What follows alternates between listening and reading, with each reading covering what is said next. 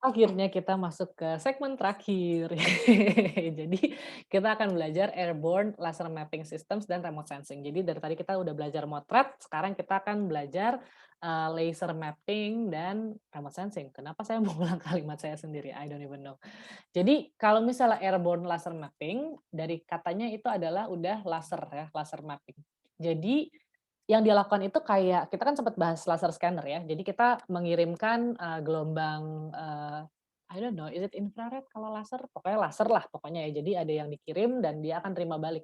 Jadi hasilnya nanti adalah point cloud, titik-titik gitu ya. Setiap titik itu mereka punya X, punya Y, punya Z gitu. Jadi point cloud tuh kayak kayak misalnya kalian, motret buku gitu ya.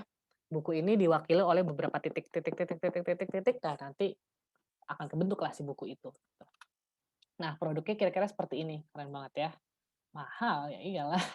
Jadi, produknya itu langsung dia kelihatan, tapi kekurangannya mungkin dia nggak bisa lihat objeknya itu, warnanya apa, bentuknya seperti apa. Dari sini kan kita nggak bisa identifikasi ya, mana yang kuburan misalnya, mana yang, perumahan contohnya gitu kan, mana yang pabrik, mana yang perumahan gitu. Terus jalan mana yang jalan tol, mana yang jalan biasa gitu. Tapi menariknya kalau pakai laser ini kita langsung dapat DEM-nya, langsung dapat DTM gitu, langsung dapat surface ketinggiannya berapa, nggak perlu hitung-hitung parallaks-parallaks kayak fotogrametri.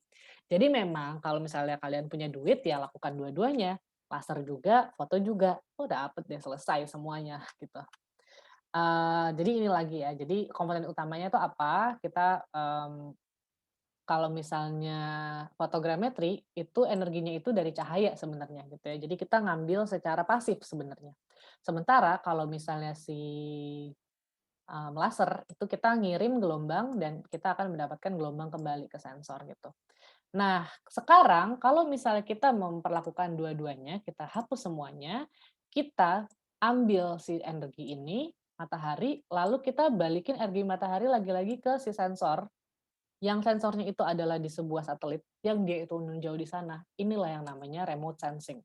Jadi kita memanfaatkan saat cahaya matahari sedang menyinari bumi gitu ya, sebelahan bumi yang kena matahari lah gitu ya.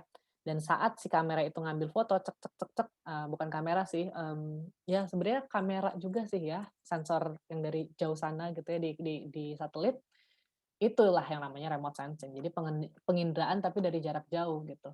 Nah, itu tadi kalau misalnya kita bilang ada sensor yang aktif. Aktif itu, ada yang non imaging, ada yang imaging. Kalau aktif itu ya tadi itu, kita ngirim sesuatu, kita dapat sesuatu, itu aktif.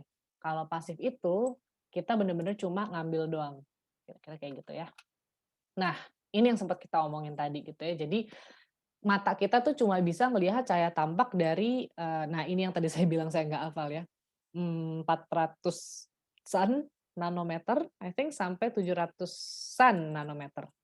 Di atas itu kita nggak bisa lihat karena itu infrared, di bawah itu kita nggak bisa lihat karena itu ultraviolet gitu, oke. Jadi, inilah yang bayangkan ya dari semua yang kita bisa lihat tuh ini doang yang kita bisa lihat, betapa terbatasnya seorang manusia.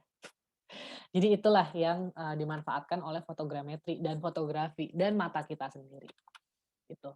Jadi, ini menariknya untuk, remote sensing gitu ya, teman-teman saya juga bukan orang remote sensing gitu ya, jadi teman-teman kami yang ahlinya remote sensing, dia itu bisa mulai banyak, it's very sexy when you're talking about, machine learning sekarang-sekarang ini gitu ya. Jadi kita ngasih data pokoknya kita kasih tahu, ini pokoknya clear water gitu ya. Clear water itu nanti dia baca, oh ternyata dia ada di spektrum gelombang ini gitu. Clear water. Jadi nantinya, si foto-foto ini, akan dimasukkan ke dalam satu algoritma, algoritmanya belajar, habis itu dia akan kalau misalnya dia udah pinter, tanda petik, kita kasih satu foto, dia akan bilang, "Oh, ini adalah, sungai, ini adalah danau." Kenapa? Karena dia kelihatan sebagai clear water. Terus habis itu vegetasi itu, bentuknya kira-kira seperti ini, bentuk gelombangnya, wavelength-nya tuh kira-kira di sini. Nah, nanti dia juga akan identifikasi langsung, "Oh, ini adalah vegetasi, ini vegetasi, ini vegetasi." Kira-kira kayak gitu. Jadi dia ngelihat semuanya dari apa, dari panjang gelombangnya, gitu. Nah, citra satelit Ini sebenarnya cuma, nama-namanya aja sih, kalian nggak perlu ngafalin, tapi kalau misalnya kalian lihat iseng-iseng lihat di Google Maps gitu ya, I think I can share it. Wait, just a second, biar lebih kita ke Google Maps. Oke, jadi kalau kalian ke Google Maps, saya akan coba share ke apa yang saya lihat ya, ini Google Maps. Oke, jadi kalian kalau misalnya ke Google Maps, terus kalian ambilnya jangan yang seperti ini, tapi yang satellite.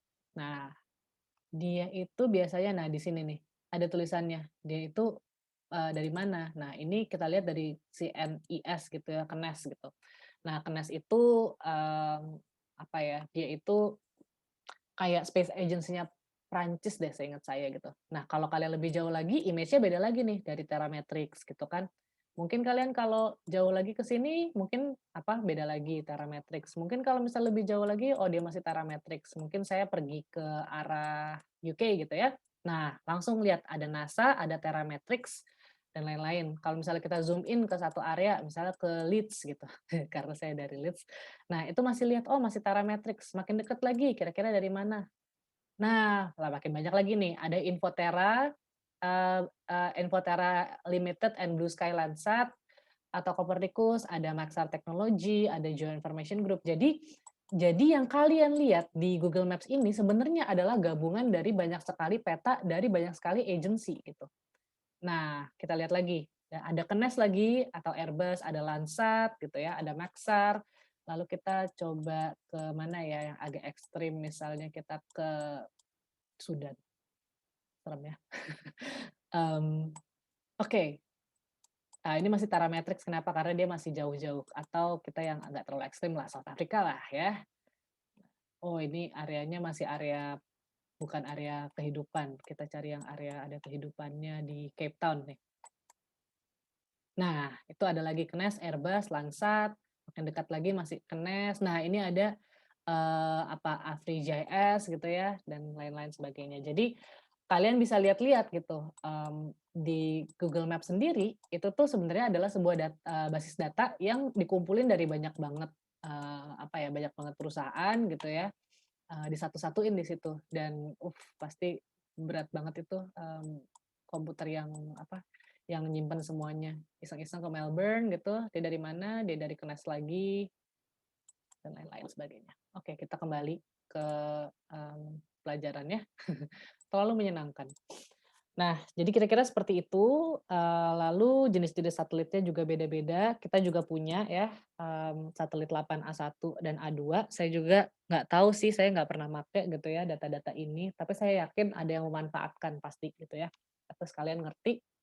Lalu ada proses, pengolahannya, saya nggak akan ngomong secara, detail ya, tapi kalau yang ini sebenarnya kalian udah ngerti ya, pokoknya geometrik gitu ya, ada ground control point, terus disatu-satuin karena lagi-lagi, well, it's a satellite anyway, kalian ngeliatnya jauh banget, pasti mencong-mencongnya pasti banget gitu ya, pasti banget terjadi dia mencong-mencong.